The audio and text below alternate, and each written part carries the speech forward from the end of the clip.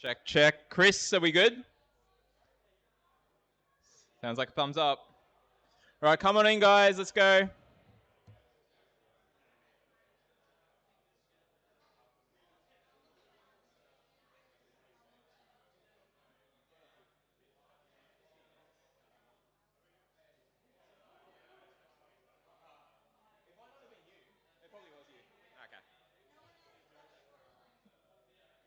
Well, yeah, that's true. Let's go, guys. We're just waiting a few minutes just to make sure that the man that we have to make sure is happy is the guy at the back, Chris. Chris, you good? Everybody, we love you, Chris. We love you, Chris. There we go. This would not be what it is without guys like Chris because, you know, there's a lot of technical stuff that goes on behind the scenes and stuff here. So thanks everyone for coming. This is the first event that we've had in Sydney for this year. So well done on being part of the first cohort. We've been running since the end of 2021 with first events happening in 2022. So it's taken us a little time to grow from a little group to something a bit more regular. As you can see on screen, we're here for the Aus DeFi meetup. There's a whole lot of stuff going on with FinTech Australia, with Microsoft, with WordPress, in this building alone, and so just make sure you're at the right event. And if you're not, grab a few pizzas on your way and just tell them where you were from. Before we begin, I'd like to acknowledge the Gadigal people of the Eora Nation, who are the traditional custodians of the land on which we meet today, and I pay my respects to their elders past, present, and future. Nick, if you can please get to the next slide. Nick is up the back. Everybody take a look at his wonderful outfit, which you will see very soon. You'll see it up on stage 2, people online, but yep, there you go. We'll talk about that. So the links here, this is the QR code. There's a whole heap of links there, the meetups, the Twitter, the Discord, the YouTube, the blog, the website, what else is there, Liya? There's I don't know. Discord, Instagram. What was that, Nick? Something else is on there too. So no, we don't have that. Let's go to the next slide, please. We'll go back to that. Oh, there's nothing on there because I was still preparing this. Let's go to the next slide. All right, straight to updates. Hey guys, we work in startups. There's a whole lot of stuff going on, but we're going to go through a few updates, and this is how it usually works. For the first half hour, it's all networking as you see outside, and whatever city you're in, this is how we usually start it. We do some updates about what's happened in the community over the last month or so, and then we get to some talks, and we leave the last bit for more networking because that's the most powerful thing in this space is where you get to know people.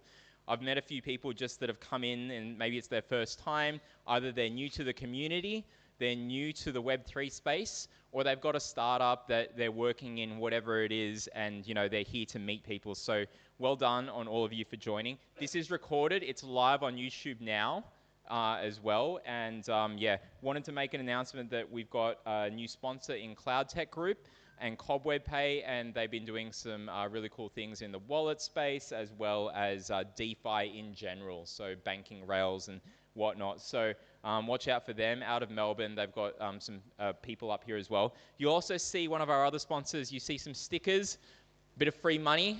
Try cashing that in later on. I've got another version of the $100 note there. Someone might want to swap me for that later on. But yeah, check out the stickers, Stables. We thank them. Liam, where are you? There he is. Liam, the man with the hat, the man with the stickers. So thank you, Stables. But yeah, amazing sponsors that we've got. Block Earner and others. There's so many great groups out here. So we'll go to the next slide and continue the updates. That's okay. A lonely single photo for Aus DeFi Online, because this is how Aus DeFi was for national event. It was a whole lot of people online.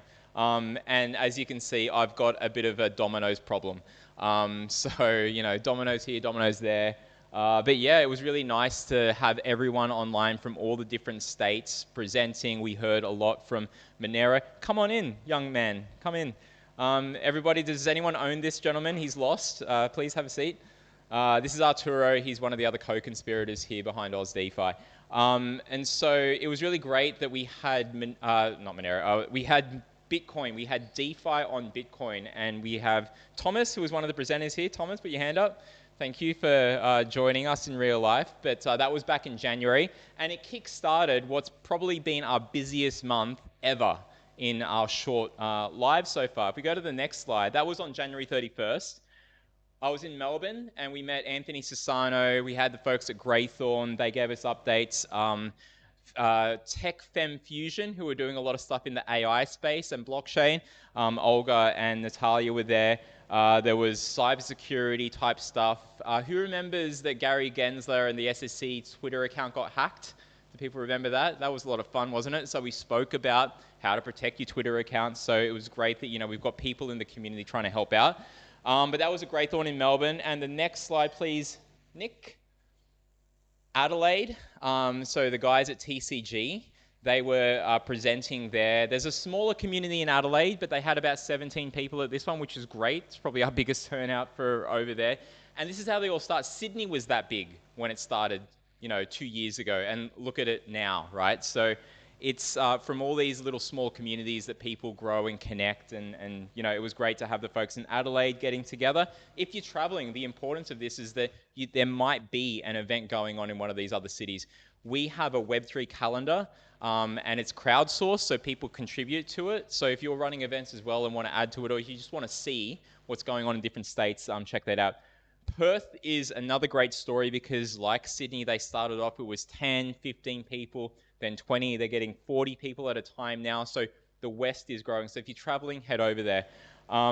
This was really good because on the right-hand side, the shortest person there, Filipino, proud heritage of short people, Kat Dunn was leading the charge. And I say was because she's had to get, she's busy, she's doing some other stuff now, but without her help, and they presented her an award for that. But basically, we wouldn't have had Perth seeing what it is right now with a lot of strong interest in the blockchain space from companies working over there like HBAR Suite and Bamboo, and just people interested in the space. So there's many ways to collaborate. There's many ways to help. You guys are being part of it right now. By coming to this event, you're actually contributing to the whole ecosystem. So thank you very much.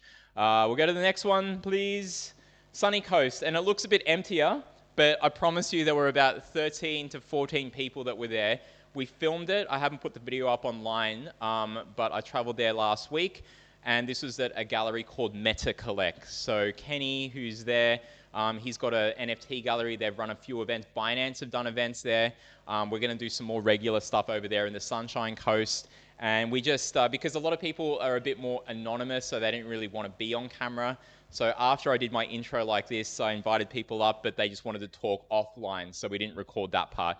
But the main point was that people wanted to connect and get to learn what others are doing. The most valuable thing was that there were some people in that community that had no idea that their neighbors were into the blockchain space or that their neighbor is doing advice on crypto tax.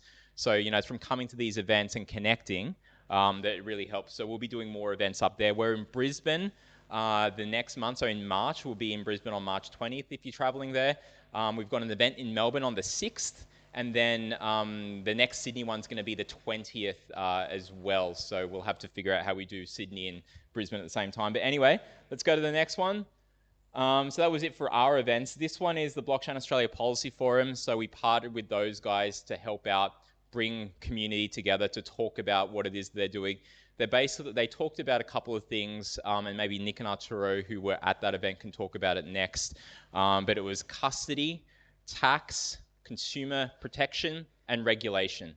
And those 4 important topics had separate rooms going on around Sydney with accountants, lawyers, the exchanges, builders in the space, basically trying to help make sure that we steer the government who are coming out with regulations about crypto and blockchain, help steer them in a direction that is good for the industry, right? So it was good that we got to bring our industry together.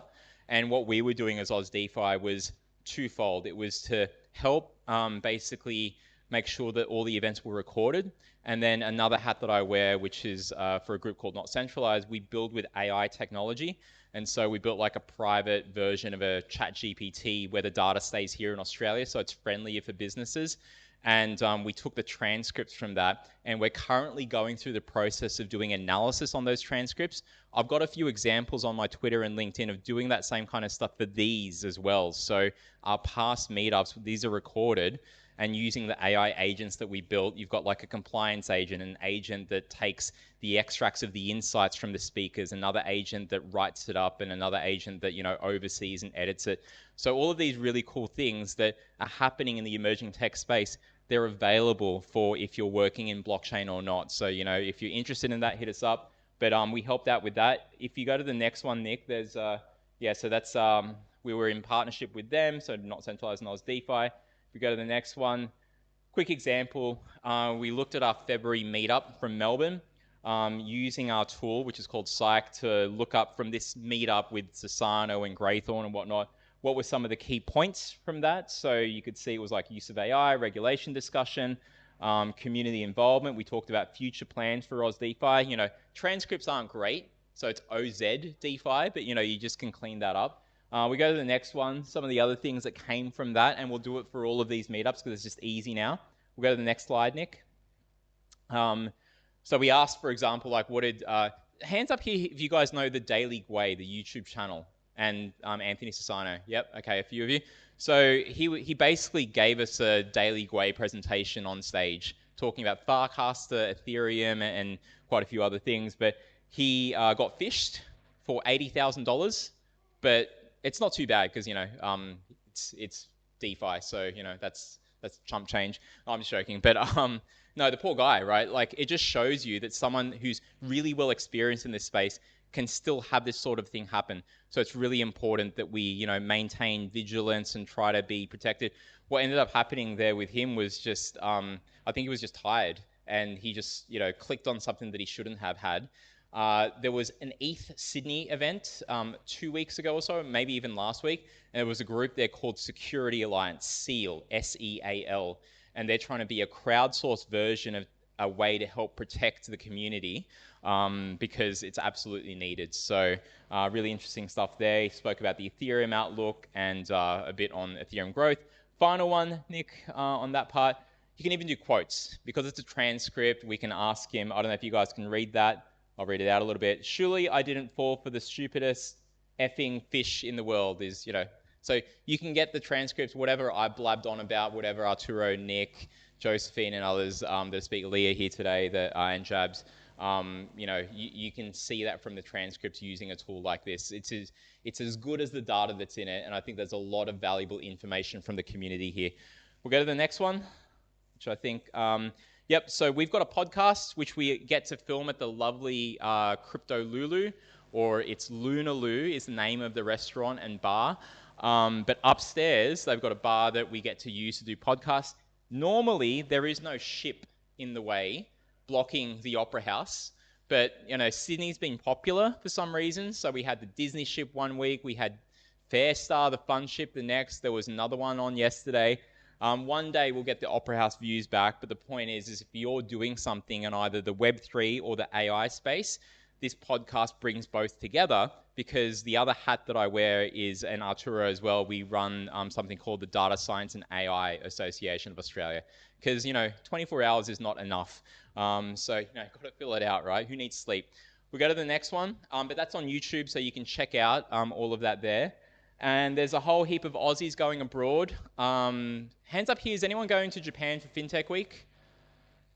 Only one man at the back. Okay, well, we'll get you a gift order for the rest of us soon. But there's FinTech Week in Japan, and there's a DeFi retreat. So a whole heap of people from the US, Australia, around the APAC region are coming together to, basically talk about regulation and other things that we can use to help each other. So more news will come out on that. Next, please. Oz CryptoCon was last year. Hands up who went to Oz CryptoCon? A few of you. It's coming to Sydney this year, so keep an eye out for that. $79 is the early bird tickets, so check that out. I've seen the notifications online. That's pretty damn cheap compared to where the tickets were.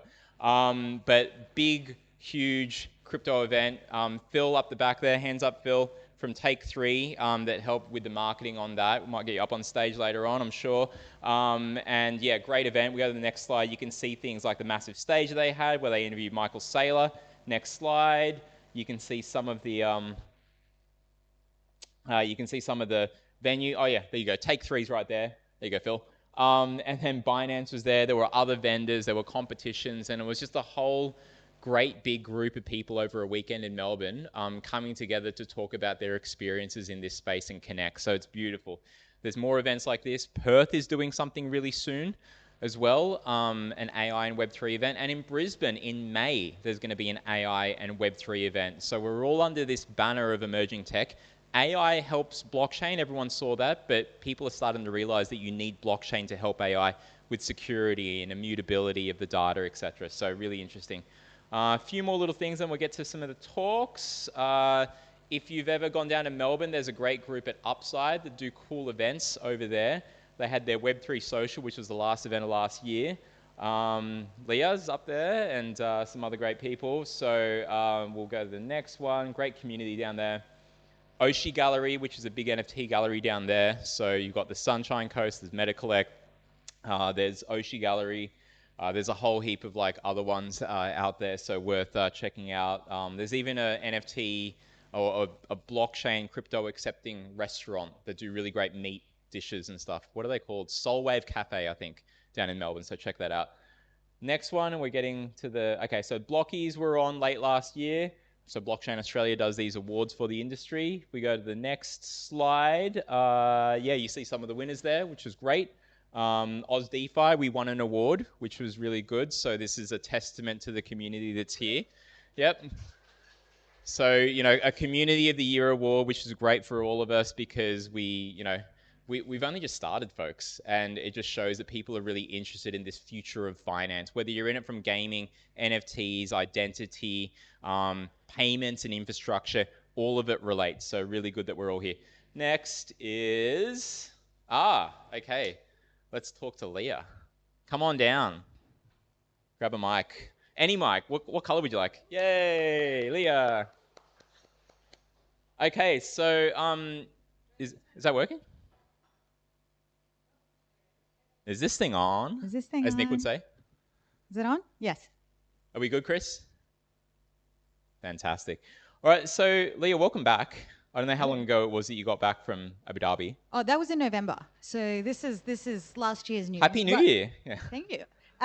But I guess we haven't had, between then and now, we haven't had an in-person meetup. Exactly. Only online. So yeah, here we are talking about it. How was it? What happened? What first of all led you to go over there? So this was actually a TradFi conference, right? So that was an interesting part because I think we're so used to, in our sort of little microcosm, to crypto conferences where everyone's drunk the Kool-Aid, everyone's really bought into it. So this was actually a TradFi conference. Really interesting to see how the digital asset theme, the crypto blockchain theme is kind of weaved into that. So I happened to be lucky enough to be in Abu Dhabi for that particular conference. And what stood out was, I guess, the difference in thinking.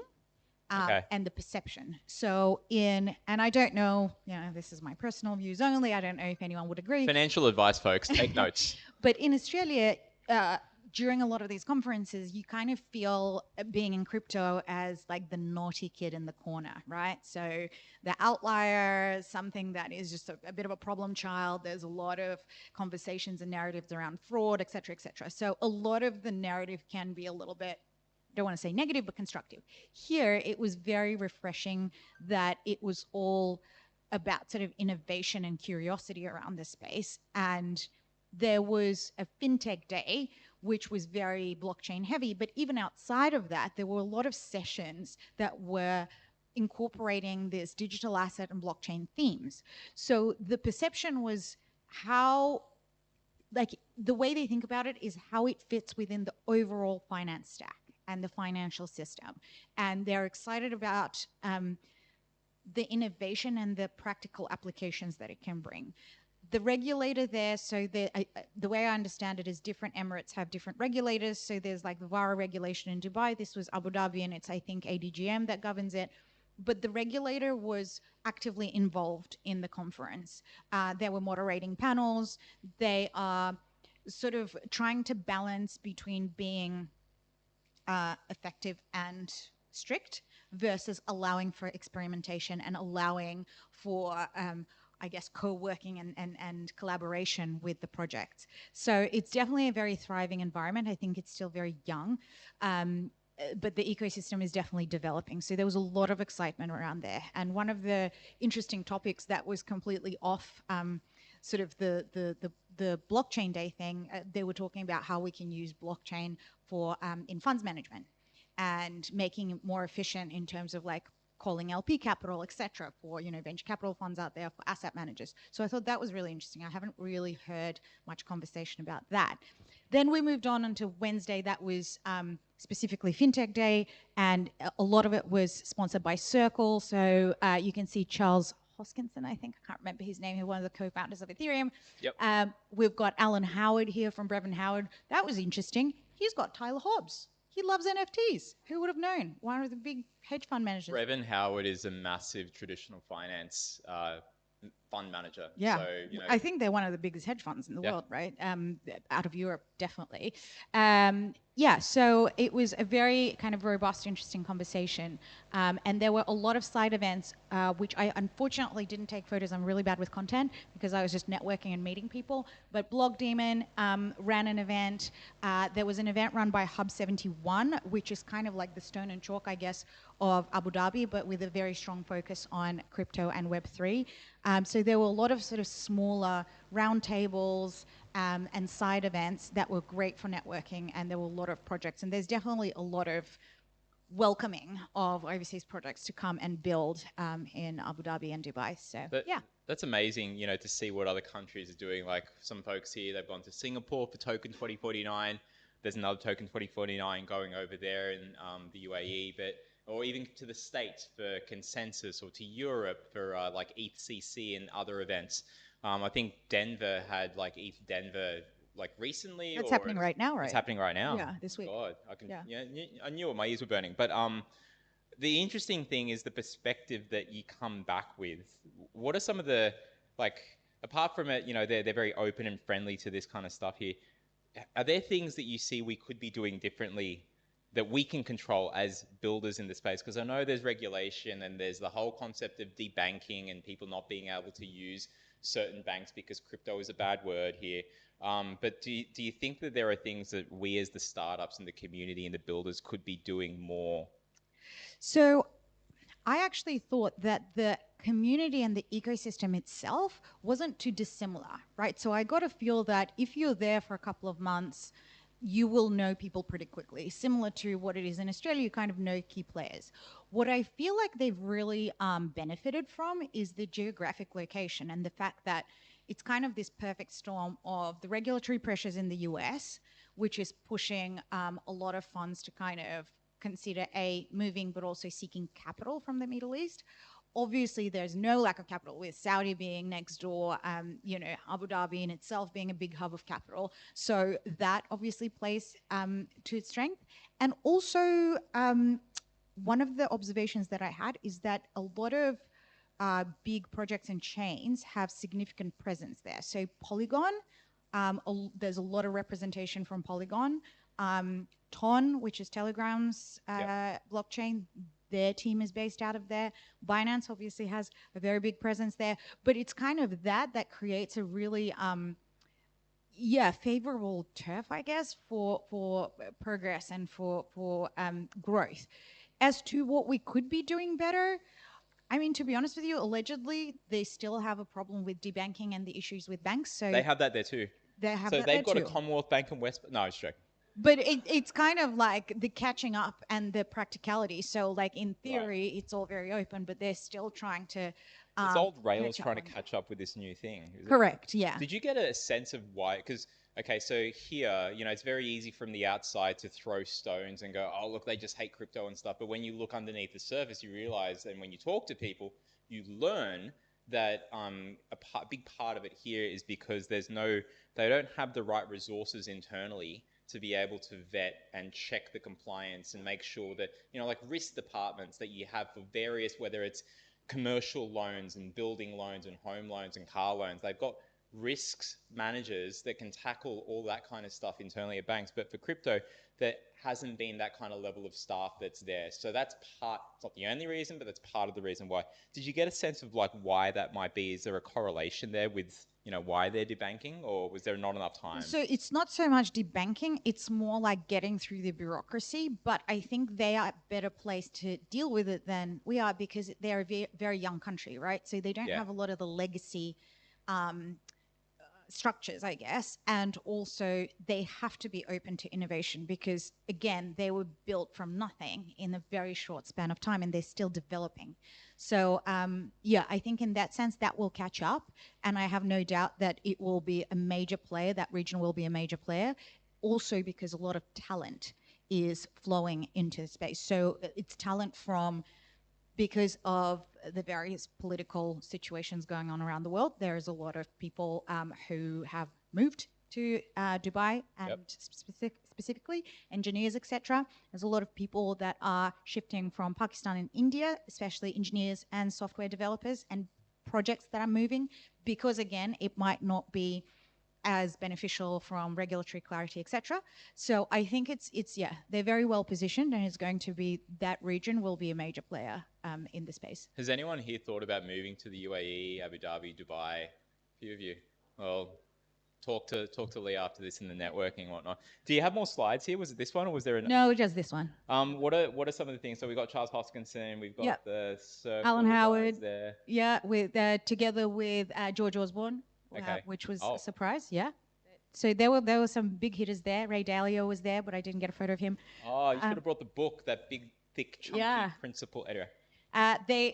Falcon Square was where it was all happening. So you had an actual falcon you could take a photo with. Wow. Okay. That was fun. And did you take a photo with the falcon? No. Okay. No. Damn. Too scared. Okay, fine. And you can see that's the representatives from Hub 71 and Mubadala, which is the sovereign wealth fund that kind of funds a lot of projects there as well. 500 Global, that's the COO, Courtney Powell, COO of 500 Global, which is a big VC fund, very global, and is very present in the region. So they are, I think, originally American, but are now. But there's a lot of companies and projects that have representation there. There was a team from Coinbase who I think are kind of starting to put roots down. OKX, we've heard of Coinbase, I think, right? I feel like there's a lot of movement, and I don't know if there's teams on the ground, but there's definitely people who are visiting very frequently and are very interested in the region. Amazing. And look, the important thing that we're seeing here, if you want to have one takeaway from this, is that the world is a small place, folks. Can get out and travel. If not, come to these events, which are free, thanks to our sponsors. Thank you, sponsors. Come eat the food and drink the pizza. That's not wrong. Come and network. Come be here for these events. We record them. Tell your friends, because the only way that we really grow and connect together is by having community and having folks that travel come back and tell a story. So if you're traveling, do this. Do what Liya's doing right here. Liya's one of our chapter leads for Aus DeFi as well. So, So actually on that point, when I was going, I didn't know anyone over there. And I put the word out to this community, and I actually got connected with a lot of people in Dubai and Abu Dhabi who then got me into a lot of these side events that were happening. So that was actually awesome. So, I'm now in a bunch of Telegram groups, etc., for the region. So that was great. Token 2049, 18th, 19th of April, I think, happening in Dubai. It's the halving event. Yeah. April 18th, there you go. That's going to be fun, and I think a lot of people are heading. I think a lot of people from Australia are heading there as well. Well, speaking of communities, we're going to get to know another community. But like I said, if you guys want to talk to Liya about the travels, or any one of us that have done some travels, Arturo's in Japan from Friday onwards. And, I'm sure he'll have some stories to tell us after. So let's get Josephine Dayco up on stage, and let's talk community stuff. Yeah. Liya and Josephine, we're going to talk about Kalicoo. We also had one of our community members, Katerina, who's recently moved to Jamaica. She has, yeah. So when Aus DeFi Jamaica is my Aus question DeFi for you. Jamaica is coming up soon, folks, so watch this space. All right, let's learn about Kalicoo. Awesome. Hello, Josephine. I think, do we have some slides? Hello, Josephine. How are you? Good. Hi, everyone. So awesome to be interviewing you. I would love to ask you some questions about Kalicoo. I'm a proud member of your community as well. But let's start really quickly. What's your background? How did you, 30 seconds, how did you get into the space? What's your background in Web3? And then we'll move on to Kalicoo and why you decided to found it. Great. Hi, everyone. I'm originally from California, which is why I sound like this. I moved to Australia in 2009 from California, but through an engineering firm, and I was specialized in marketing and communications. I started with basically stuck in that industry for a while. I worked with a creative agency that had a founder, that kind of connected me with a founder who led a Web3 digital horse racing game. You might have heard of it. It's called Zed-Run. And basically reached out to them and asked them if they needed any content writing, things for their positioning all of their products, and that kind of kick-started my whole journey into Web3. I think that was mid-2020, and I went through the whole rush of 2021. It was wild. It was crazy. I learned so much. I was learning about NFTs. I was learning about blockchain, the whole space. It was my first time in it. Lots of research, lots of reading, nerding out, geeking on everything, connecting with a lot of people. And since through that time, I think what was interesting was I was realizing a lot of people, there weren't enough, I was coming across a lot of women in the space, but it was quite limited. I was one of the first 20 employees at Zed-Run. There was one other girl, she was in dev. And throughout that time, met a lot of other women kind of from the other startups, I guess, and different partnerships that we were collaborating with. So I really wanted to kind of elevate those women and those leaders, different female founders across Australia. And that's how I started Kalicoo. Yeah, and you were probably one of the first women I met in the space when I kind of started dabbling in this in 2021 and 22. And I remember having a conversation with Steve Vallis, who was saying that Josephine really wants to do something about women in Web3 and get everyone together, and you should really talk to her. And I think it started well before you actually founded Kalicoo. So what is Kalicoo? What's the mission? What are you trying to achieve? Yeah, so Kalicoo is basically a networking leadership community. So basically, if you're a female founder or a woman working in the space and just trying to connect with others and you're building something exciting, this is the place to be. If you want to learn about the space and are curious about, just diving in, and maybe it seems really scary because looking at a lot of, people who, it feels often, I would say, from my own friends and community, they feel scared. I don't know why, but it seems uninviting. I try to tell them it's not. It's intimidating. Yeah. The space is intimidating. Yeah. Yeah. And it's not because people are not friendly. It's just, I think there's so many layers of complexity and understanding, and a lot of people who are in crypto come from TradFi world, which is, again, inherently more male dominated. So I think you need a little bit of a push. And I definitely know that any conferences I go to, I kind of tend to gravitate to groups of women. And I do remember it started off as early days, you wanted to do a list of 100 women so women knew who each other were, and it kind of went from there. So how big is your community now? How long have you been going? Fill me in on the progress. Yeah, so we started in April last year. Really, it was just so casual. All I really wanted to do, my co-founder and I, Patricia, she ran Metaverse Sydney. I don't know have any of you attended any of those events? No, okay. Anyway, they've had quite a big community, and we were running into the same issue where a lot of people were looking for women, female speakers, female founders, people who had a bit of expertise in the space. So we thought we would just make a directory and put it online, make it really easy for everyone to find them, not have to like rummage through and hunt people on LinkedIn. Just make it one place for you to access all of these leaders. And so we had a goal of having 100 women. We're still on that. We kind of vet everybody. I have like a form. We try to make sure people actually have a wallet, understand they own crypto, they're not just kind of leveraging off of the space. I think we've seen that, and you might have all seen that, people from marketing pivoting into it. But it's, you then learn and you work in the space and build your reputation from there. But right now we have over 50 women that are in it. There's some CEOs like Lisa Wade from Digital X is there. There's Liya, and just some really amazing, the caliber of women in it. It's really great. And talk to me a little bit about the format of events, because there are a bunch of communities and there's obviously a lot of networking. It may have died down a little bit during the bear market, but you do more than that. You kind of went down the path of education as well, and kind of going outside of the Web3 bubble. So do you want to talk a little bit about that? Yeah. What was really great was we have been supported by another startup hub called The Commons. I don't know, have you guys ever been to The Commons? They're kind of like, yep, awesome. And they have a bunch of startups, but it's not necessarily focused on like fintech or tech even. It's like a lot of creative agencies and just people kind of outside kind of the typical areas that we play in.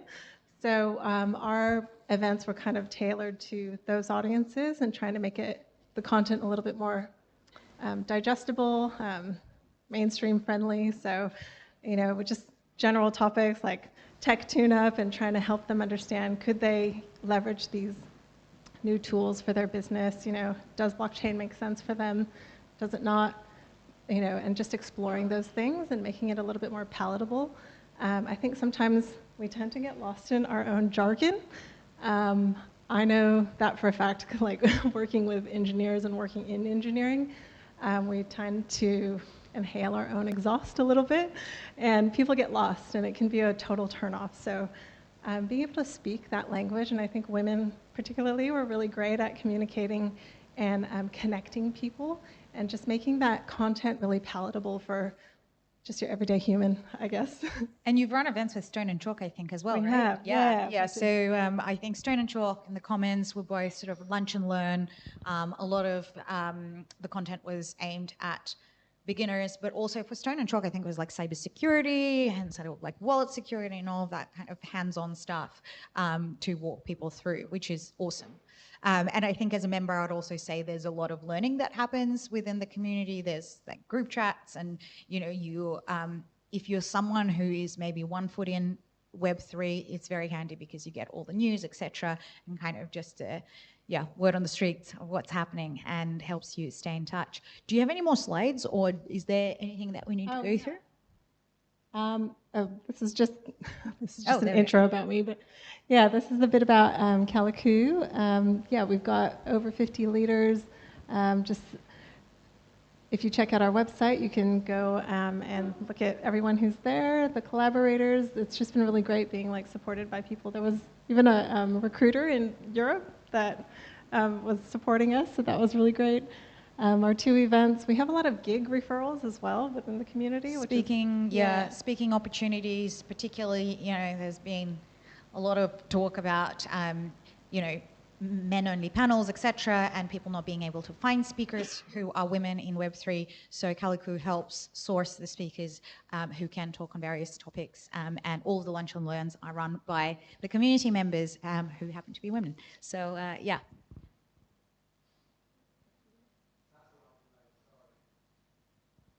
Cool. There you go.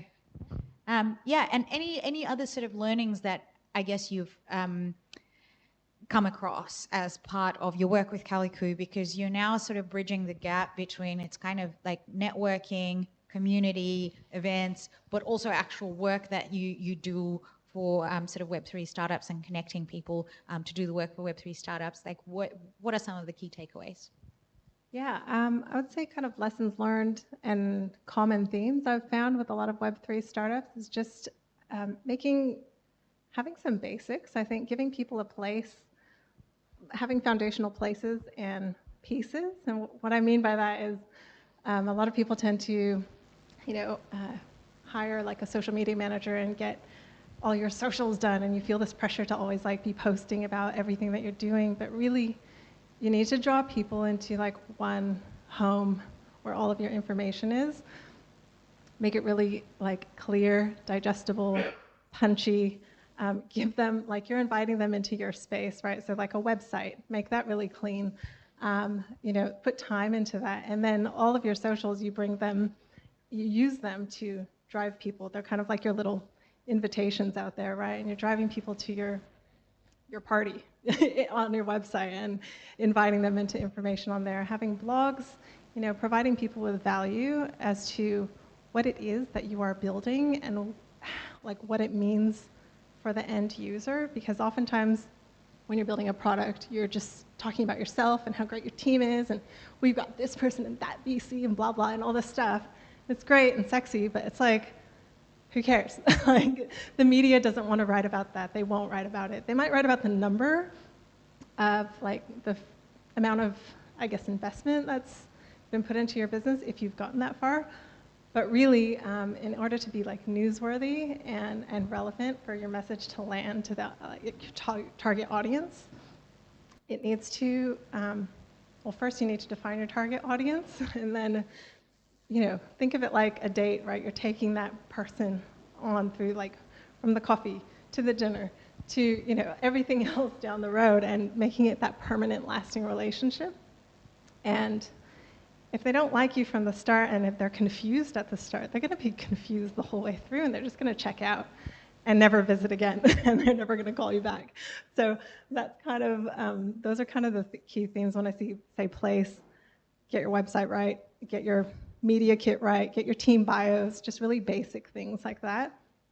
Have your product summaries really clean, short, sharp, visual. Invest in, like, there's so many great AI tools now where you can, prompt it to just make something that's really clear. And yeah, leverage those skills, play around, see what works for you and your brand, and then, yeah, spend some time. Or speak to Josephine, and she can help you with all that. Awesome. Any last words, any events you want to plug? We obviously have International Women's Day coming up, and yeah, anything that you want to mention? Yeah, again, just invite you guys to check out the website. We have a page called Get Involved, so you can just kind of help yourself there. And if you know of other women in the space, that goes to the Leadership Application Forum. Invite them to apply. There's some really cool women. Renee, who runs Take 3, she's part of it. And yeah, if you want to collaborate with anyone, reach out. We're at the Commons every Tuesday to Friday from 11 for working sessions, and you can attend an event. We've got a list of like curated events on our website. We also are getting ready to celebrate our first year birthday fair, so we'll be putting out announcements on our website and also on LinkedIn. So you're more than welcome. That's going to be April 11th. Awesome. Thank you so much, Josephine. Thank you.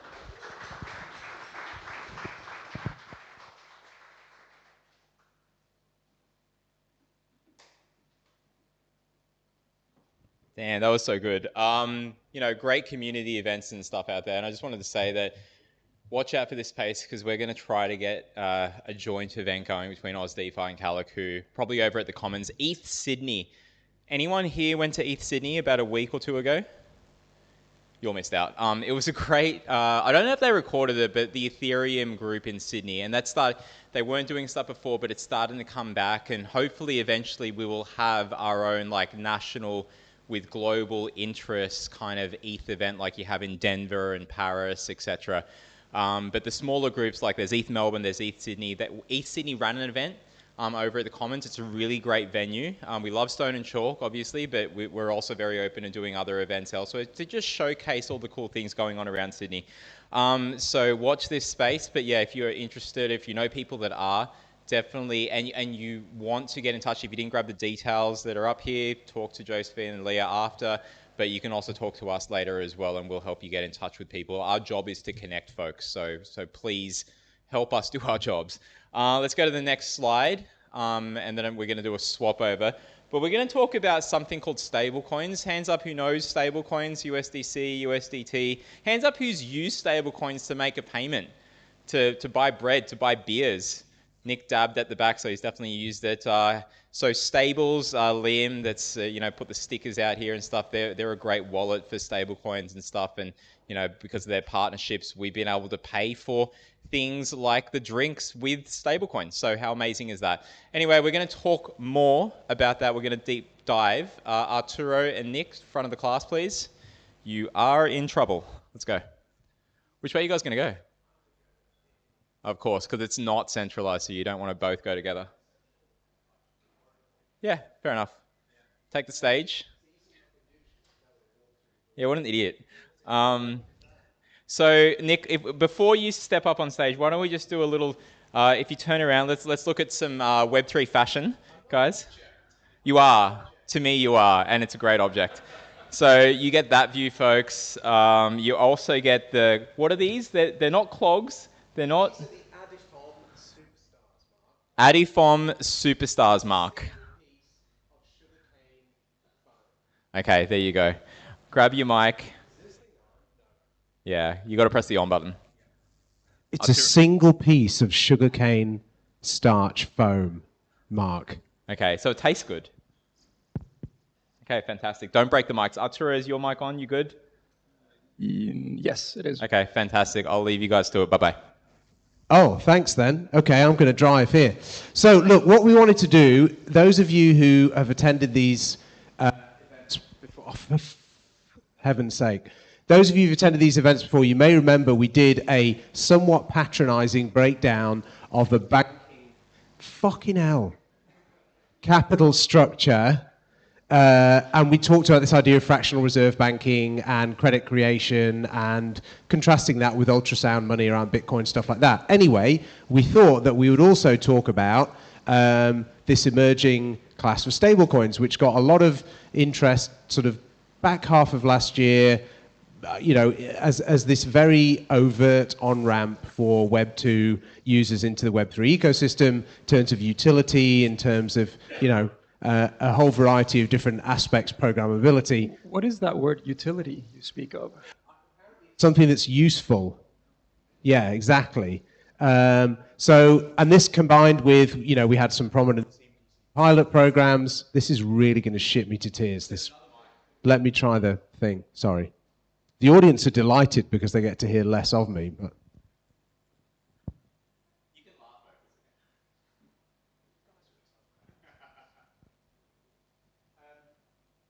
no. Oh my God. Anyway, okay. So have a think about the value prop for a stablecoin. A stablecoin is a piece of technology. It's code. Great. It doesn't really get exciting until you have flow and you have use cases. It's not pretty to look at, et cetera, et cetera. So if we look at what's happening out there today, we have some big ecosystems, to be fair. Terra, like it or loathe it, be suspicious.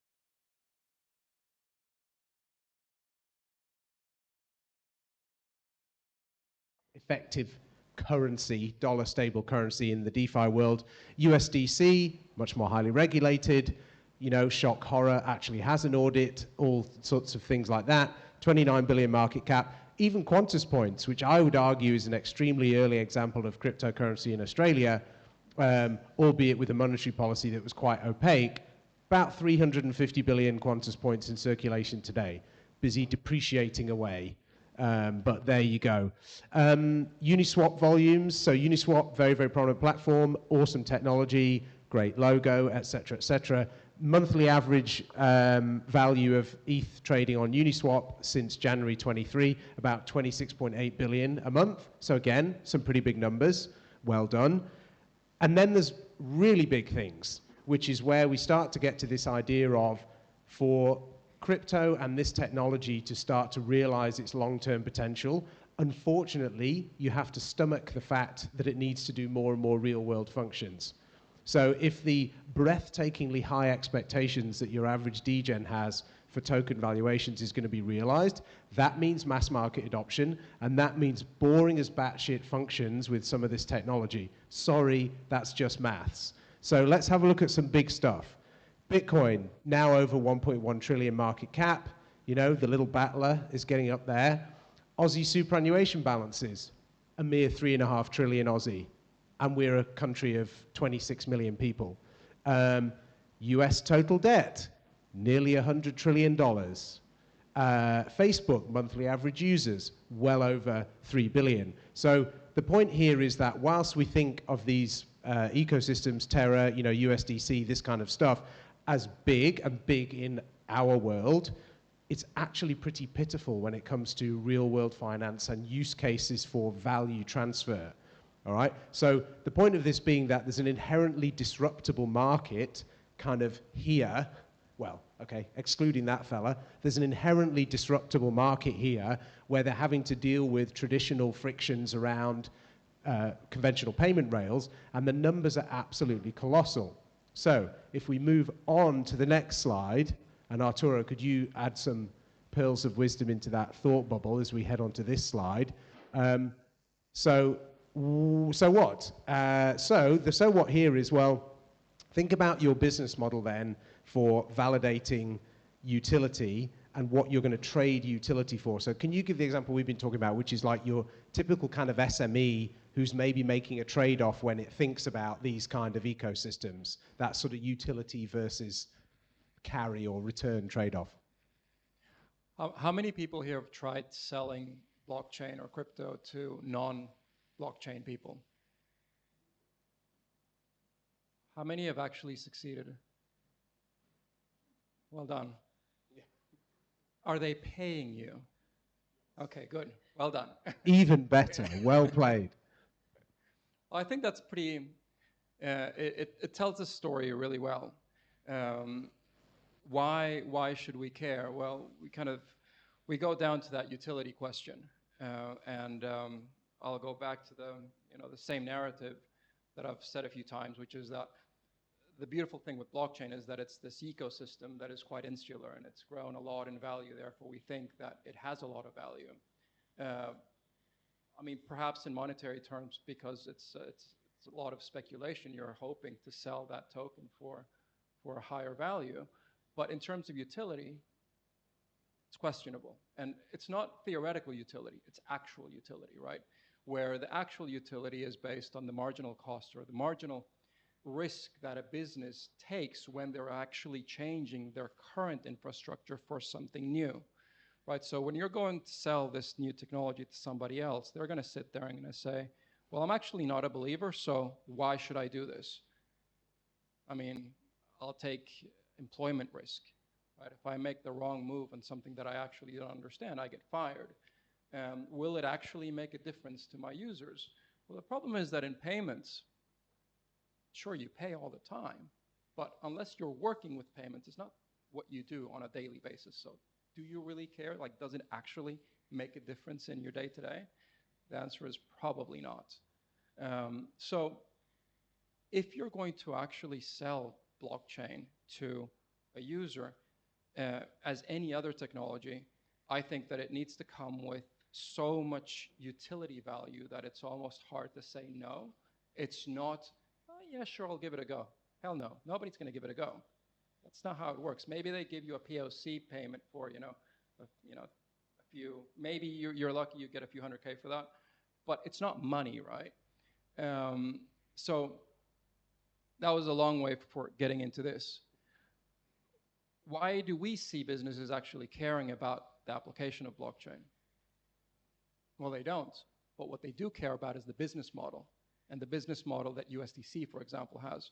What was the number that we saw that USDC has as carry on? Conveniently, it's on the slide. So in true, no, it's okay. You have limited skills. Reading isn't one of them. So the point here is BlackRock runs most of the circle. I'm sure all of you know this. BlackRock runs most of the, effectively, the collateral for USDC. Not a bad business to be in. Currently, you can check this online. You can go and find the Circle Reserve Fund. It's on BlackRock web pages. 5.17% unsubsidized yield. That's $1.29 billion a year in income. Not appalling. And how much US interest? dollars. Yeah, in US dollars, a proper currency. Proper currency. How much interest does USDC pay, just flat, holding USDC in your wallet? Zippo. So that's not a bad spread, is it, from 0 to 1.29 billion? Now, yes, I get it. There's costs to cover and all sorts of things. But for a corporate, that's got to be a pretty fucking good utility trade-off for you to say, well, no, I don't want $1.29 billion a year in income, thanks. I want some utility. So it better be pretty useful. That's, carry on. No, I mean, I think that's the type of sell that we need to have as a community or industry if we actually want people to use this, right? We're not telling them, oh, but you can make a payment faster. Sure, in some circumstances, but here in Australia, it's actually quite fast. And people don't miss what they don't have. So atomic settlement, do they really care? It has to be a really good use case. Do they care about 1.2 billion a year?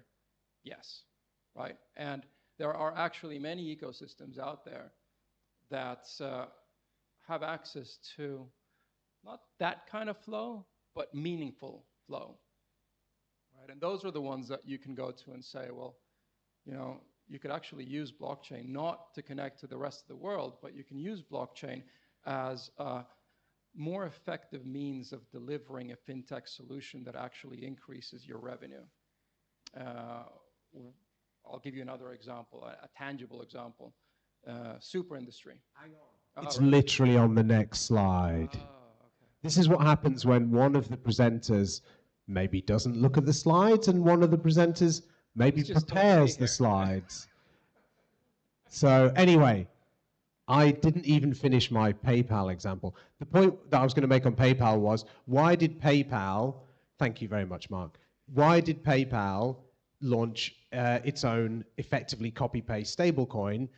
For this reason, right? You can trap assets in your ecosystem. So sure, at the margin, it might be easier to, PayPal is inherently a platform that was set up to make payments easier. So is there an irony of PayPal going, no, we want to just make them a tiny bit easier by having this stable coin? Yeah, of course they do, because that 312 million is going to go up and up and up. And of course they want a bit of that action for PayPal. So PayPal basically tell you, hey guys, come and stake your US dollars and I'll take the yield. Beautiful business. Sure, model. and people go, yeah, great, I love it. Anyway, sorry, on to the next slide. And by the way, Rosa, I am going to get to your point. Don't worry about that. We've got something way more exciting than this shit in a minute to talk about, but let's just finish our little self-indulgent set of slides and then we'll get to Rosa's awesome bit. Anyway, so True Blue Super, here's a stylized example for everybody. 250 billion in FUM, 100 underlying unit trusts. It's on 2 different platforms as well for each of those 100 underlying unit trusts, an SMSF one and a corporate super one. Then they have 50 fund-to-fund structures, which says, hey, if you want aggressive growth, you get a little bit of the Aussie small caps, you get a little bit of the LATAM small caps, you get a little bit of JAB's private debt fund, you get all kinds of interesting stuff in there, super aggressive. So all up, that's about 250 bank accounts, something like that. Cash balances, we've assumed here, I can't remember, what did we assume here? It was something like 1.5% of frictional cash or whatever. You get the point. 3.75 billion of cash balances. What happens with those cash balances? Arturo, what happens now?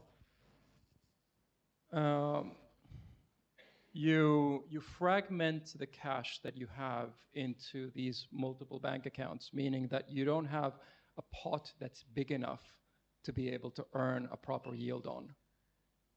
And you also need instant liquidity to that, or near instant liquidity to that, because it's frictional cash for each fund to meet apps and reds, to rebalance, to hit its asset allocation targets, et cetera, et cetera. Furthermore, each one of these separate bank accounts is wrapped around a legal construct. Is it a trust? Yeah, well, each one will have a trust function Correct. underneath it, yeah. So. Which means that it's almost like having a token that you have to pay 20K a year to keep alive. Yeah, so you think about 20K-ish annual audit, compliance, all that kind of stuff per bank account. There's 250 of those, $5 million a year. minimum that you're just going, yep, okay, this is the privilege of me having these little various demarked pots sloshing about. T+2 settlement cycles as well, typically, for a lot of these asset classes, if not a bit longer. And so you need to carry a lot of float in the average super fund, just frictional cash sloshing around. You also have very limited visibility intraday because that's not going to be with the same bank because that's too risky. The risk department would never sign off on you having all of those little pots in a single bank. And in any event, depending on how you've allocated those funds to third-party managers, they will have their own bank preferred bank partners as well. So you don't get real-time visibility on your liquidity. You've got to wait for end-of-day balances. Some might be domiciled overseas, so you've got to wait for the batch run to go through overnight and come in the morning and go, what is my cash position the next day? So painful. But on top of all of this, let's be fair, you go and you sell it to management at any one of these businesses, they don't care about most of those problems because they have people doing the job for them. And the people that are actually doing the job, they want to continue doing this because they feel comfortable doing that. Big change is always annoying. The only thing that actually matters is the bottom line in terms of the revenue. Yeah, so what might a future state look like then? And this is not particularly radical, I know this is quite patronizing, but single omnibus fiat account, you've then only got a couple of audits really. You'll need your big fiat account to be audited, of course, and then your internal token economy will need an annual audit as well. Atomic settlement is possible now. There's less float, so you can be more efficient with your cash. Because you're pooling it together, you can have that netting effect of there'll be apps and reds every day. So your net flow between the funds is a lot smaller than the gross flow when you look at that. Real-time transparency. You could do this in a super fund and just run a single node. You could fork Ethereum, run this on a single node. It's only you. You trust yourself, I really hope. So you'll get real-time transparency, have your own little block explorer in your own little tokenized world. Cue the next slide. A whole new world. Sorry. We have a question here. Good question. Actually doesn't matter. Because if you just go copy-paste to the public chain and say, well, I'll just run a single node instance of this, actually. I use the same code, et cetera, et cetera. I mean, yes, you could, this looks and smells when you look at it like, oh, is this not the kind of thing that IBM fucked up with Hyperledger because it was so expensive? That could easily be a cut and paste, or a copy paste. Hello. Question, yes, sorry. Oh, sorry, yes, the question was, is this not a private blockchain solution? And not necessarily at all. Could be eminently possible with public. Yeah. So what we're describing here really is just that before, which is where you have a fiat on and off provider, you've got a whole bunch of customers, obviously you need a mint burn function, you need to be ensuring that at all times there's one-to-one backing of fiat with your internal utility token, of course, and then you have a bunch of users in your system. Those users will be doing a whole bunch of functions with each other. Sounds ruder than it was intended to be, but you've got this internal economy now with a whole bunch of interaction. Obviously, you need to be keeping your eye on that, but it is a known actor token ecosystem. Everyone knows each other because you're in the same institution. And the point where this reconciles is then in that fiat on and off function here. So you can start to do quite interesting things with this now, depending on what kind of institution you are. You might be running rent roll contracts. You might be a super fund. You might be a marketplace for a certain commodity, and you just want to have this ability to get away from multiple trust accounts. You might be, heaven forbid, a lawyer, for example, that has to keep a squillion trust accounts for each customer. Am I right, Jabs? So there is an interesting value prop here, but you have to have the sponsor engaged and willing to sort of enter this without too much cynicism. Just back on the question of private versus public blockchains, the benefit of running private is that you're not exposed to an external currency, because you need to pay gas for every single transaction here. And risk profile, yes, correct. The positive side of running public is that you get access to external liquidity if your use case requires so. So if you get to a point where you're actually trading private deals with other supers, or you're gaining liquidity from banks and so forth that are willing to deploy on chain, then it becomes really, really nice. Yeah, and that's where you have to push out this boundary, this kind of tokenized boundary has to start to push out and scoop up other aligned potential users. So rather than this being super fund number one and then they touch down in the real world here, you know, if it's say all industry funds together, maybe, or if it's all retail something. Anyway, you get the point. So what we're doing is exploring with a couple of different chains this idea of, look, in essence, you've got a special purpose stable coin within the use of an ecosystem, a utility coin here, with additional technology around ZKP and confidentiality that could be deployed directly on an L1. Question. Yeah. Sorry. No, you should do.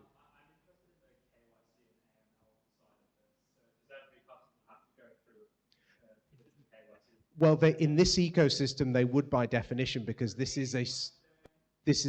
would every customer / user have to come through a KYC AML function / process?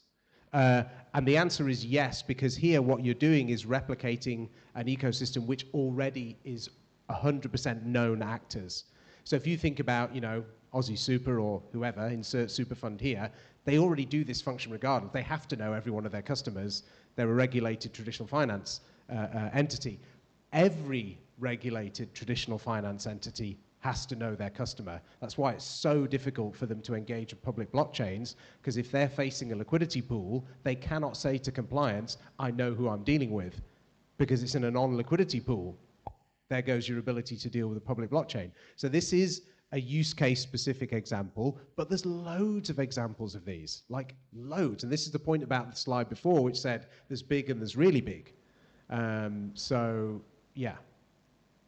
Anyway, there endeth our, thank you for listening to our TED Talk. What I did want to say, so we've got Rosa here in the audience who's amazing, not only is a wonderful human being, but she's also at the bleeding edge of investment New South Wales. Importantly, she wanted me to mention, which is quite right, that there is I have to put my old bastard glasses on now. Hang on a sec. I know. No, but remember, I'm 50 next year. Anyway, so you guys in this room are all pro-innovation, I assume. Therefore, you should have a very strong say in the public process of deciding what innovation strategy looks like. Isn't that right, Rosa? It is right, Rosa. How might they do that, though? Yes, have your say. It is investmentnewsouthwales.gov.au, Innovation Blueprint Summit, Have Your Say survey. Massive mouthful. We'll post it in the show notes, and that is more than enough. Thank you very much. Thank you.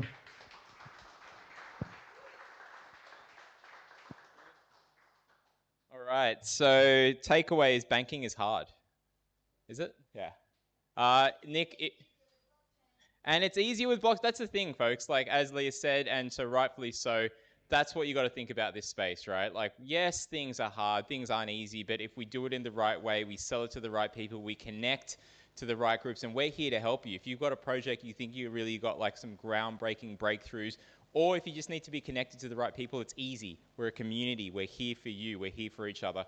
Next slide, please, Nick. Oh, he's still working out the chair. Oh, there we go. All right, so I don't know which one Jabs is, the top or the bottom, but we'll figure that out soon. No, Jabs up on stage. So Jabs is has been helping us out, was one of our sponsors. I don't know if do you want to stand or sit or? Up to you, man. You want to sit? Okay. Oh, here. Oh, yeah, okay, try that one. Jabs was a sponsor and doing some great stuff, helping us out get off the ground. So we thank you for that, sir.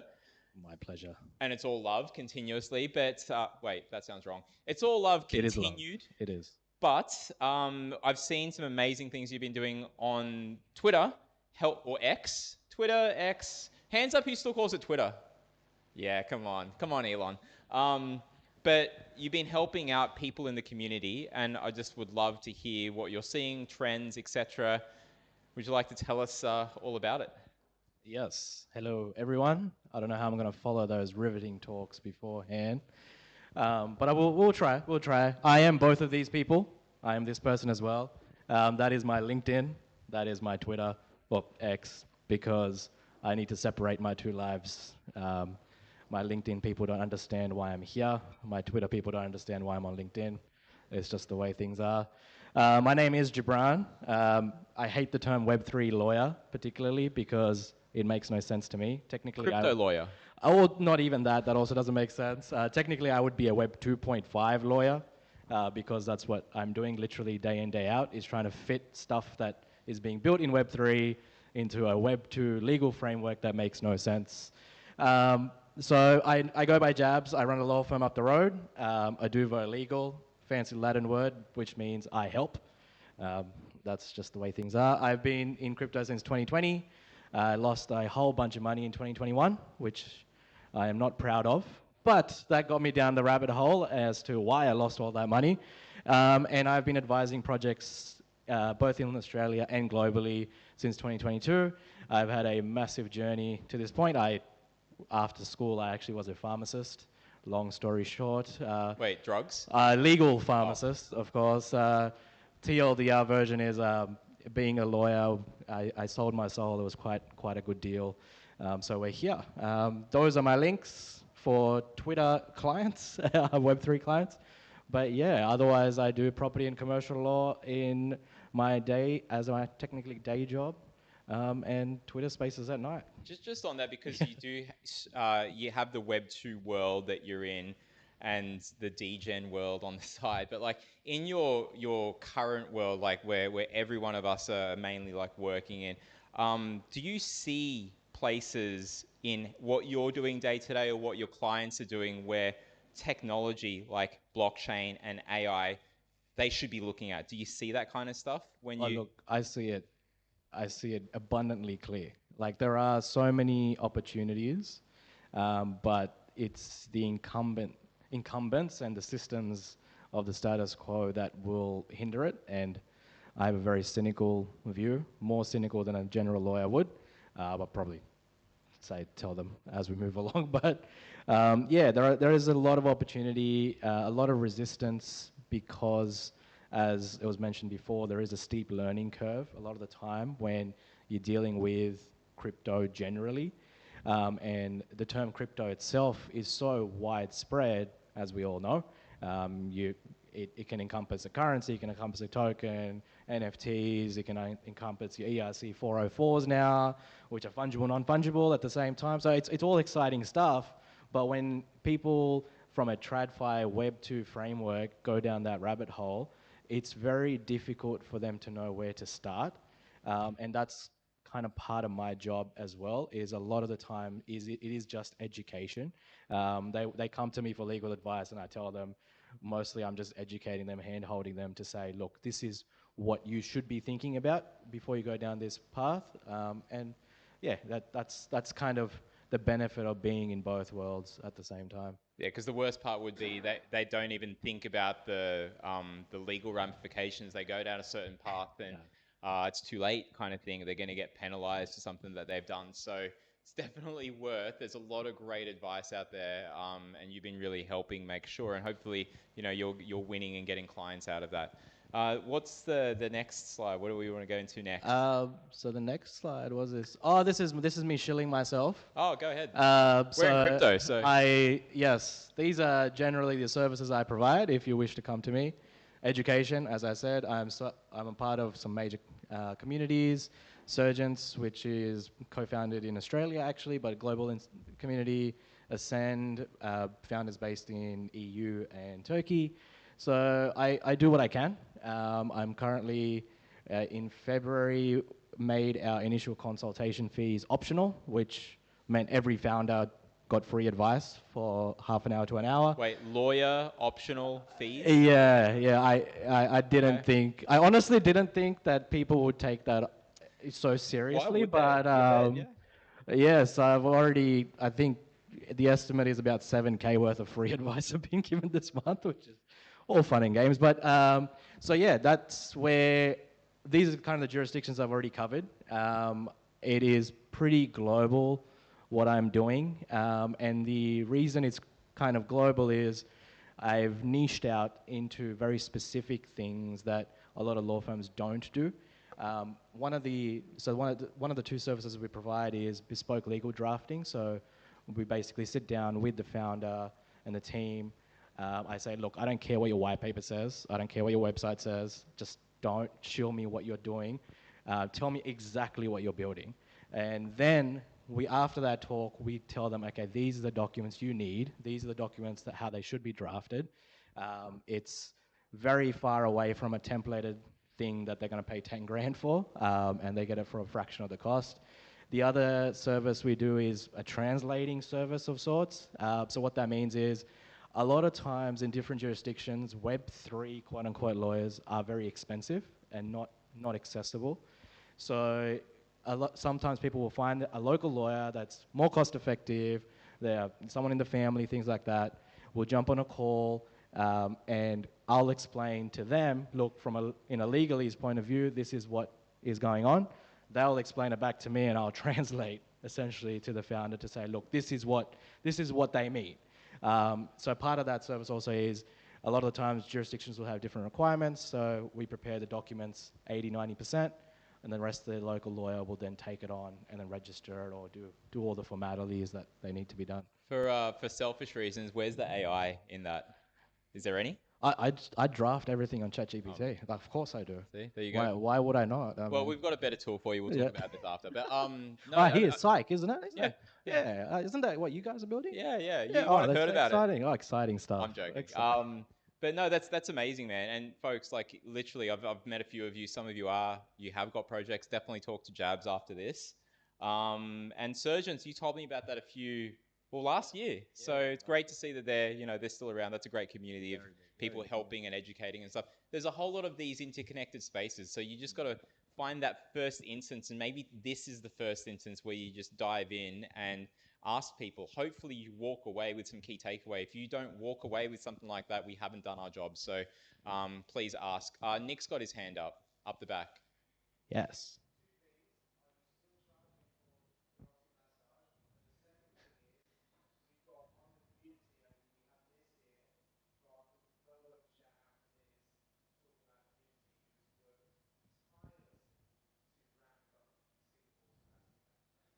So what Nick said was first about some massages that he's giving after class. And then Miz is here right up the back from Singapore, who runs Decential Media, runs some great communities up in Singapore. So if you all are traveling, might get you up on stage after this. We'll say hello to a few people from the community, come up for some quick hellos and stuff. But yeah, thanks for that, Nick. We'll get to that soon. What was next on was there another slide? If we go next, Nick, please. Oh, it's not the internet without cats. Okay. This is where it gets fun. Okay. All right. So as I have been advising projects now for the last couple of years, and about over 24 free advice this month alone, these are the few pointers that were my thoughts on some trends that I'm starting to see. The first biggest trend, and people probably don't like me saying this, is the disparity between what builders and founders are expecting in the space and what regulators are trying to enforce in the space. To me, it seems to be growing. And the problem isn't so much from the regulator's point. I think it is just the speed at which innovation is happening in the Web3 sphere. It's next to impossible for that to get translated into your normal legalese, your normal red tape, for the regulator to understand how something like this should be regulated. And that is a bit of a problem where regulators around the world, in my opinion, are really always going to play catch up to what regulation should be drafted. I mean, this probably isn't, some great exciting news for everyone, some breaking news. I think we've all been kind of aware that this is a trend that we're starting to see, but just the conversations I've been having on a global setting are pretty much convinced that that is the case. And most people that I've spoken to actually want to do the right thing. They don't want to get in trouble unnecessarily. They want to build something that actually lasts. Like a lot of builders and devs are very proud of what they are building. And the regulators are then seen as a source of frustration. With the red tape, a lot of them will view it as unnecessary because, look, I'm doing the right thing. And then the point of view that a lot of them are giving to me is, well, we're getting punished for the crimes of a few. And that's kind of the attitude that I think regulators really need to be aware of, is to say, look, a majority of people are trying to do the right thing, all right? Are we putting in regulation that is, in a way, not punishing them, but is it going to be comparative to what we actually need to be doing? So the major themes of the regulations around the world that are kind of being developed. So part of my job is to try and keep up to date on a global setting as to what's happening. So the way I do that personally is to look at the different themes that are evolving throughout the last couple of years. Those are the three major ones at this point in time. So licensing, obviously, we all know. Everyone out there in any jurisdiction just wants projects to get licensed. How they go about doing that, we still don't know. We got MiCA coming in at the end of the year. Australia, well, I'll get to that point. But some jurisdictions like the US, very vehemently opposed to that system. Others are very encouraging, like the UAE, as pointed out before. They've got separate regulators, separate processes and forms that need to be completed to actually do all that. So that's a big item to be watching moving forward. Misleading deceptive conduct. So from that point, a lot of regulators are actually clamping down on how projects are being advertised. That is probably, I mean, it's probably a good thing in a way. A lot of times, for those that were here in the last bull run, we knew everyone was getting 40,000 APY. We had no idea where that yield was coming from. Probably lost a bunch of you here, but essentially what you say in your spaces, on stage, in your apps, in your white paper especially, is what regulators are going to rely on. They don't care what the smart code says, smart contract says. It's about how you're interpreting the smart contract in your documents that they're going to rely on moving forward. And the final thing is consumer protection fraud. We're getting a lot of that, as people have known. A lot of it boils down to proper risk disclosures that different jurisdictions are requiring to set out. There's going to be different templates moving forward, but those are kind of the themes we see across the board. And then we get to Australia. Unfortunately, in my view, Australia is lagging quite behind. There are a lot of well-intentioned people trying to do the right thing to move the space forward. And a lot of the policy discussions, there's a lot of key people that are trying to move it forward. It's just the pace at which it is moving compared to other jurisdictions is quite slow. And I guess in a way, it might work out well for us, who knows? But there are going to be jurisdictions that will have a significant first mover advantage. And the sad thing is that anecdotally, a lot of founders have already moved overseas from Australia. A lot of talent is leaving our shores. And a lot of them have actually told me that they are planning to leave our shores within the next 6 to 12 months. So if we can't get it right this year, I feel like we will have a massive brain drain on the Australian talent pool, just generally. And then the final question, will regulations improve Web3? The lawyery answer is always, it depends. Such a lawyer. You paid for it too. I'm joking. That's it. The factors that I say it depends on is really how you define Web3.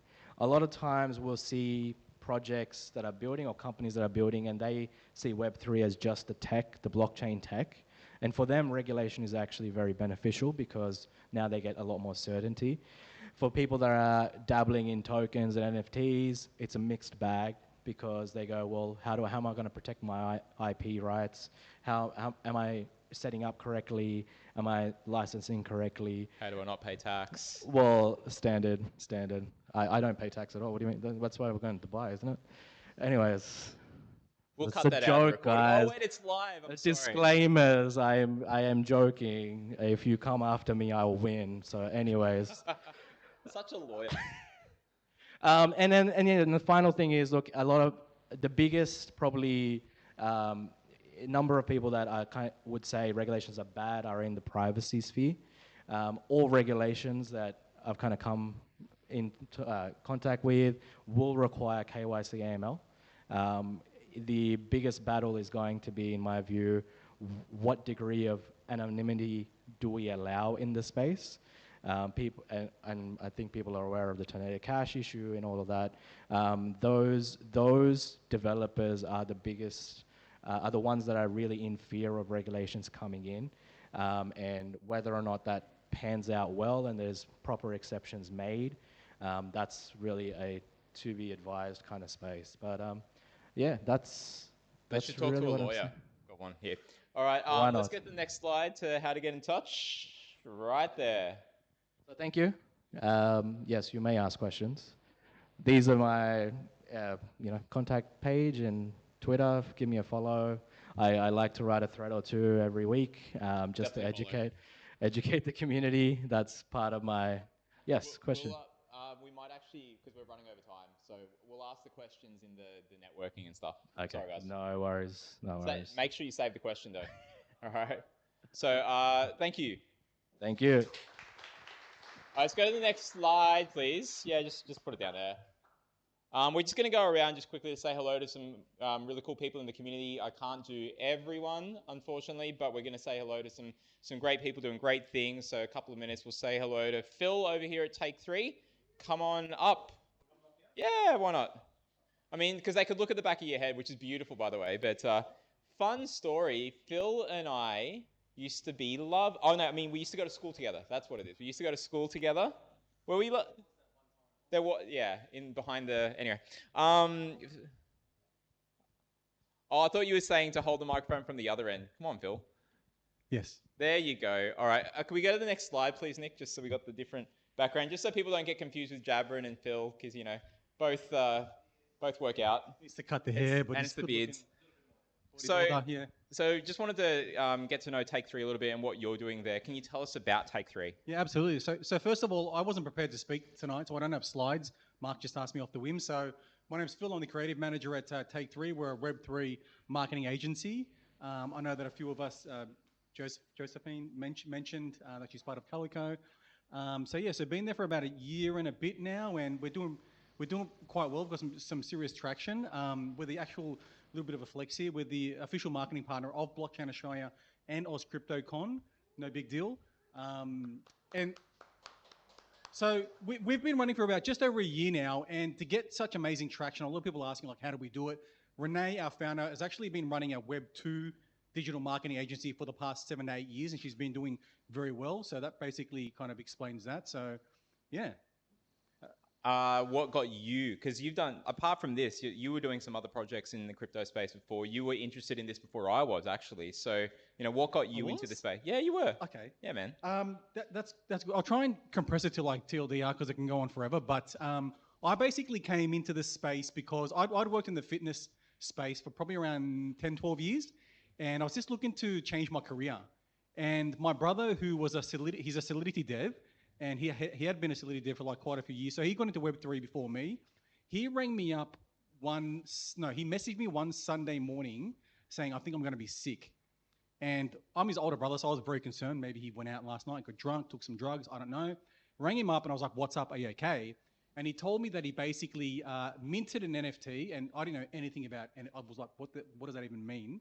Minted an NFT, put it up for sale overnight, and he woke up and it sold for 30 Ethereum. Now, I did like the quick mathematical calculation in my head. This was like peak bull run, around $5,000. And I was like, what are you doing? He goes, I'm minting and selling NFTs. So I said, I'm coming over today for lunch and you're going to teach me NFTs. So being a creative, I kind of saw NFTs as like the crossroads between tech and art. And naturally I was like, this is really cool. So I basically came into the space through the NFT kind of world and learned the strategy to make money in that space at the time in the bull run.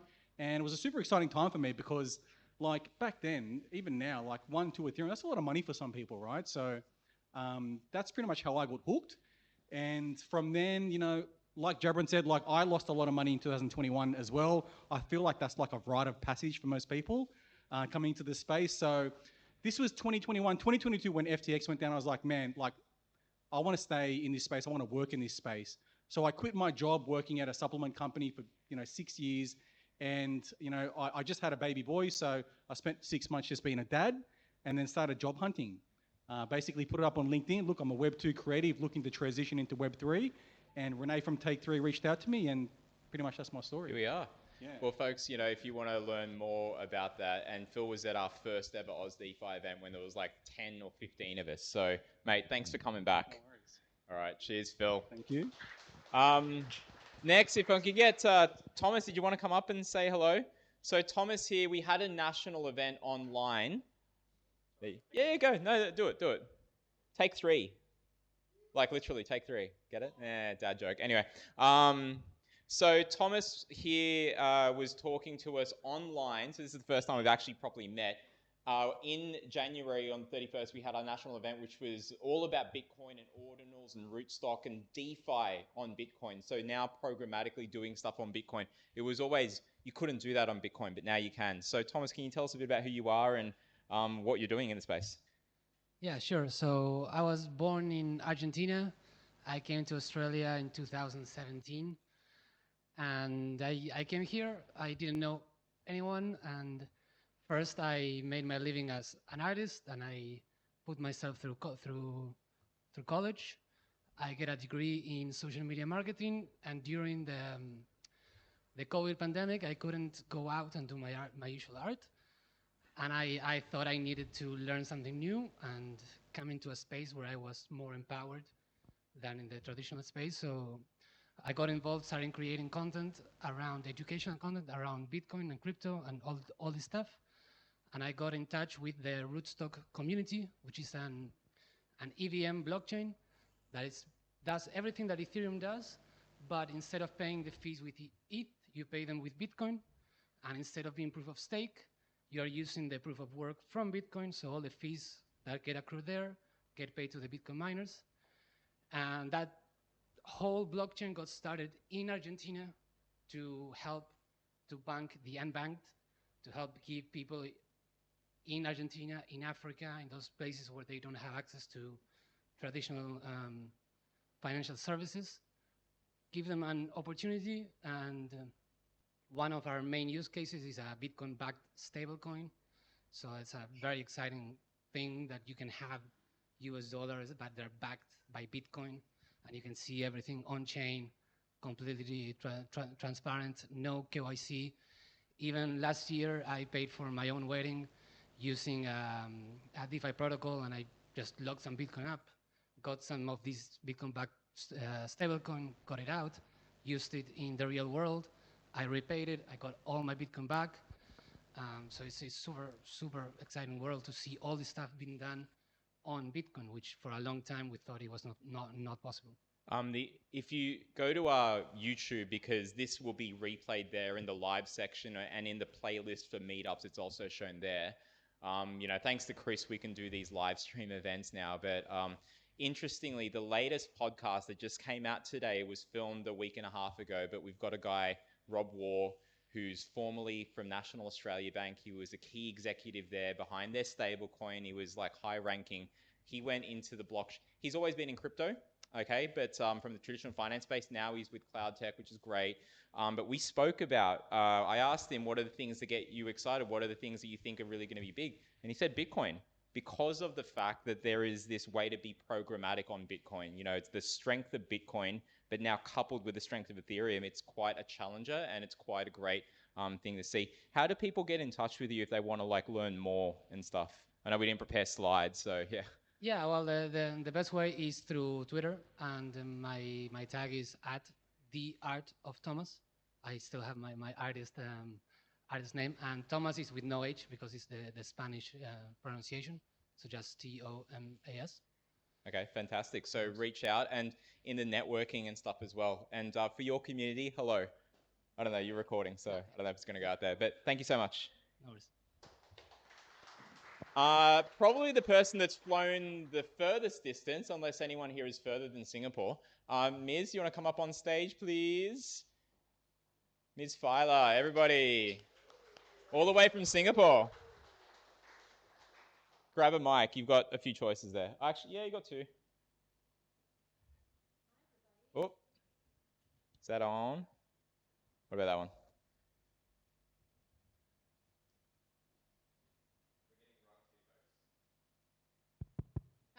Hello. Hi, everyone. Lovely to see you all, and it's great to be back in Sydney. I'm Miz Feiler, and I'm very active in the Web3 community in Singapore. I'm obviously originally from Australia, from Sydney, as you can tell by my accent. I've been up in Singapore for 12 years. 2021, I entered Web3 space after running events and initiatives and building ventures that intersect business and technology, mainly for the benefit of entrepreneurs and SMEs on kind of what's coming next. And I entered the dark world of Clubhouse, where it was all about NFTs, kind of November 2020. Who remembers Clubhouse? Oh my gosh. Well I done. know. Some communities are still going. So my entree into Web3 was actually through Gary Vaynerchuk, because I had followed him in terms of kind of digitization, getting entrepreneurs and small businesses kind of into getting them online and promoting their businesses. And he was launching VFriends on the 5th of May, which is my birthday. And so I saw it as a sign from the universe that I needed to get involved. And he had just invested in Coinbase. So he said, what you need to do is go onto Coinbase with your credit card, buy X number of ETH, I think it was 1 ETH, and then when the project launches, go and buy your VFriend. And I had decided, because I'm May, I was going to buy the bullish bull, and I go into Coinbase, and as I entered my credit card, it wasn't working, and I'm like, what's going on? My bank calls me, you've been hacked from within Coinbase. And at the time, it was actually, I had a failed startup, and I'd broken up with my business partner. I didn't actually have any money, so I had kind of shuffled money to kind of buy this NFT. So my heart dropped when the bank called me. They said, don't worry, you'll get your money back. And that swore me off crypto. I'm like, there is no way I'm getting involved in this. I've lost money anyway with my business. I can't afford it. And so until 3 weeks ago, I didn't own crypto. I instead entered as a creative, and I decided to learn and created an NFT project based on memory text of memories into visual, which is now commonplace with Midjourney. Back then, it was very complicated. It took 45 minutes to render one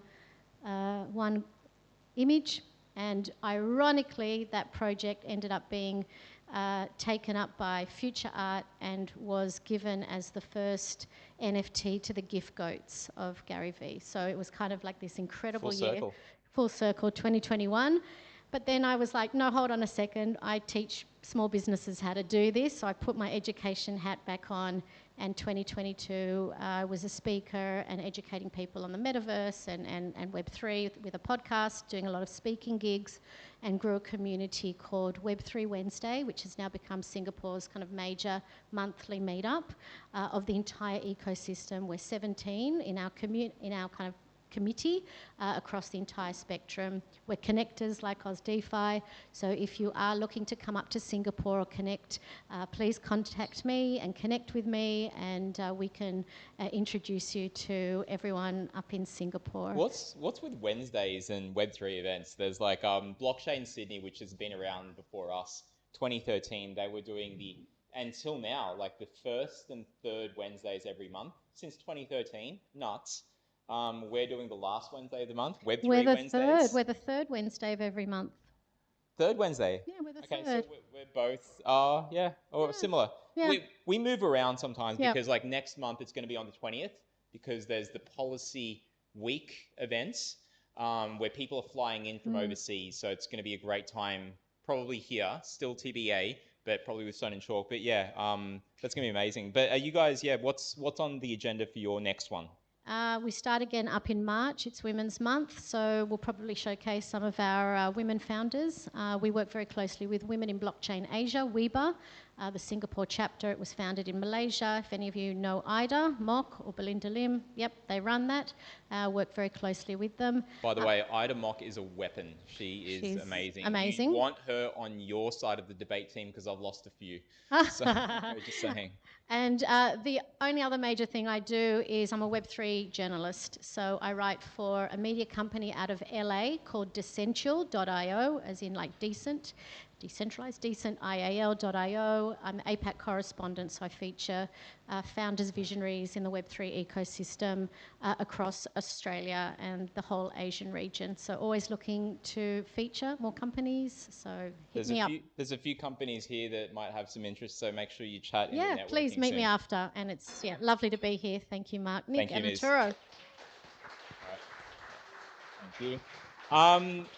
I'm just going to go around the room and just say, get these people to put their hands up just so that, people reach out to you. But where's Lalisa from OKX? Lalisa, put your hand up. Lalisa has just joined OKX, is new to the Web3 space. The last time I saw her, we were both having our own. We have common friends in London, and we were both leaving London at the same time. So this is the first time since 2018 we've caught up. The Web3 space does that to you folks, so make sure you say hello to her if you're interested in OKX and the cool things they're doing there. Where's my man Liam with the stickers? Liam from Stables, has he left? He's probably gone off to get more stickers, but Liam was here before, so if you're interested in, if you're interested in Stables and the app that they've got there, the wallet and paying with USDC, they've got their MasterCard tie-up and stuff, Liam is around, or just let us know and we can put you in touch. And Chris, where's Chris the lawyer? There's Jabs the lawyer. Chris the lawyer was here before. I saw him up the back, but okay, he's not here. There's some other great people in here as well. I've heard from a few of you that have got some great projects and are just in this space. Kenny over here and some others and stuff. So make sure you say g'day to everyone. There's Chris. Is that Chris? No, okay. It's hard to see from up here and I'm also blind. Final announcements are go forth, be merry, have fun. There's going to be networking now until like 8:15 or so. Leave the chairs where they are. Chris and I are going to pack up at the back. Outside into here, 8:15, we'll probably clear out because I have to close up shop. Thank you again. This is all recorded. The links next. Nick, can we go to the next slide, please? Just the QR code. Here we go. So if you missed the QR code before, it's got the meetup, it's got the Twitter, it's got other links there, the YouTube, this will go up there. It's got the podcasts and other things that are going on there. And the main thing now is just to meet other people, get networked, and have some fun. All right. Thanks, everyone.